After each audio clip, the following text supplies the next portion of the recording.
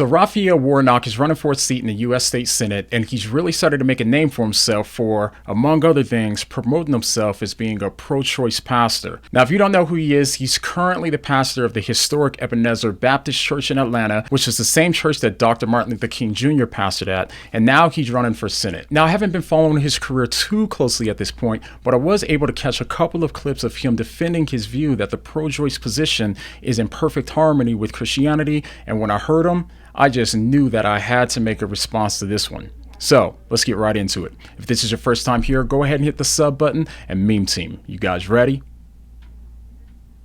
Then let's go! Perspective to Washington. I don't know where you are on the issue, and let's dive into some issues here. I know where the Democrats as a party are on this issue, and I know where the church generally is on this issue. You as a pastor, as a minister, you're in a Democratic Party that is in a very one-sided fashion pro-choice on the question of abortion. How does that square with your role as a minister, a leader of a church, a man of God? Oh, I believe that health care is a human right, and I believe that it is something that the richest nation in the world provides for its citizens. And for me, reproductive justice is consistent with my commitment to that. I believe unequivocally in a woman's right to choose, and that the decision is something that we don't want government engaged in. That's between her and her doctor and her minister. And I will fight for that in the United States Senate, and at the same time continue to fight that women can receive the kinds of services that they need in order to have a healthy pregnancy and healthy babies. We have a maternal death rate in this country that is exceedingly high, particularly to be the richest country in the world. Our infant mortality rate in the country and in Georgia is exceedingly high. And the death rate for black women as a result of childbirth is 3 to 4 times that of white women. And you will see me as someone who's been focused on these issues for years, really since I was 19 years old and served on the Southern Regional Task Force on Infant Mortality. I've been focused on women's health, women's choice, and reproductive justice. That is consistent with my view as a Christian minister, and I will fight for it. Do you think it's consistent with God's view, that God endorses the millions of abortions we've had in this country since Roe v. Wade? I think that human agency and freedom is consistent with my view as a minister. Wow, where to start? Now, just to recap, the interview asked Warnock to give an explanation of how in the world he can justify being a Christian pastor with a pro-choice agenda. And Warnock starts his response by making the claim that healthcare is a human right. Now, notice how quickly we've already entered into political rhetoric by throwing out a catchphrase that people feel inclined to agree with. No one does this better than politicians. Politicians can make the worst of crimes sound virtuous by adding words like healthcare and rights, equality, justice, and a bunch of other words like that into their defense. I go in more depth on this tactic in another video, which I'll leave down below, but this tactic typically works in politics because they're using words as emotional smokescreens. They know that we'll be distracted by the emotional connotations behind the words and not fully understand what exactly is being said. So you'll notice when he was asked how he could be a Christian pastor while also supporting terminating pregnancies, he says it's because of healthcare, as if a woman being pregnant is in and of itself a threat to a woman's health, or if even a fraction of these pregnancies that are being terminated have something to do with protecting a woman's health. If it were really about healthcare, then healthcare would be about supporting a woman's health throughout the pregnancy, not terminating it if it doesn't provide any health risk. So what he's really doing is framing the issue as something therapeutic by using the word healthcare as a distraction from the real issue. So if he believes that healthcare is a human right, that says nothing about how he can reconcile Christianity with terminating life in the womb. And something similar could be said when he talks about reproductive justice. Now those words just sound so good and virtuous, don't they? Reproductive justice. Now, without using Google, what does that phrase mean?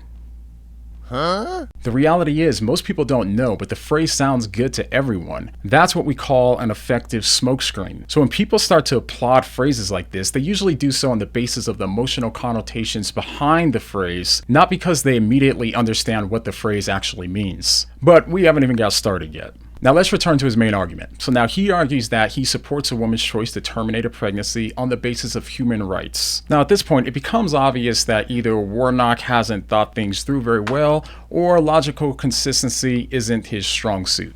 If the thing that's grown inside of the womb is actually a human and it's human life, then obviously Warnock can't claim to be fighting for human rights while also fighting to end the life that's grown inside of the womb against its will. That would literally be the opposite of human rights, and even the opposite of healthcare for that matter. So that won't work.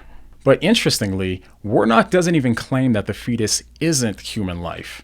But if he does believe that it is human life, then not only is he going against his own political position by fighting for human rights, but he's also going against his own biblical position as well for taking away innocent life. Even worse, he continues to brand himself as a Matthew 25 Christian.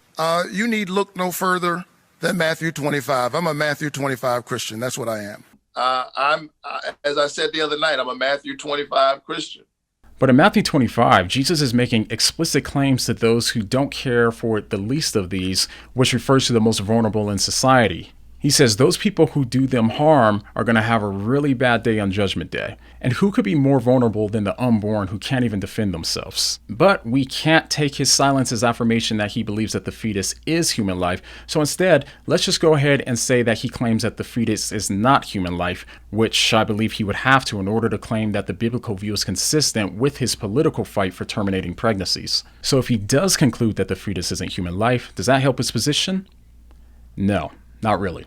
The reason why is because Warnock claims to be an advocate of science. He uses science to argue for the use of the COVID vaccine, for climate change, health issues, and other things. But biologically speaking, it's a fact that the unborn are humans. Even if he rejects what the scriptures have to say, on a purely scientific level, it's a fact that from the moment of conception, a fetus has its own genetic fingerprint that's distinct from its parents, and the life in the womb is human life.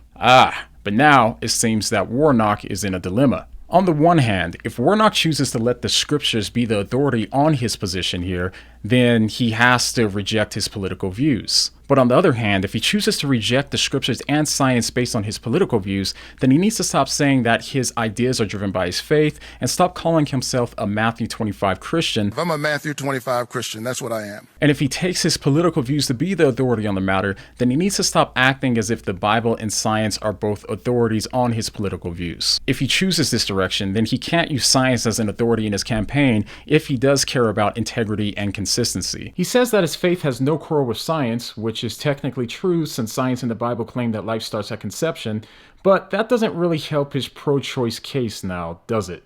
Now, if he wants to throw science out of the window to support his political position, that's fine. But we bet not hear him talking about climate change or biological health or anything like that anytime soon. So ultimately, we can ask, what is Warnock's authority on the issue of life in the womb? If science isn't his authority on the matter, and if the Bible isn't his authority on the matter, then what exactly is his authority in the matter? Well, if you haven't figured it out yet, it's politics. He knows that if he wants to run as a Democrat for a seat in Congress, he's going to have to play by the political Democratic rules. And the Democratic political rule is being pro-choice. Now, if that's what he wants to do, that's fine. But what I don't like is him acting as if it's something else. If it's really about the politics, then he needs to either step down as pastor or stop acting as if the Bible is really the driving force for his decision to run for Senate. Now, I'm sure that there's plenty of other objections that claim that the unborn human is in fact not a human, and I can think of at least 30 of them. And I covered 30 of those quickly in this video right here. So go ahead and click on it and I'll see you over there. But the next time that someone prides themselves on being a pro-choice Christian, what are you going to say? Man, I'm so tired. What do you mean?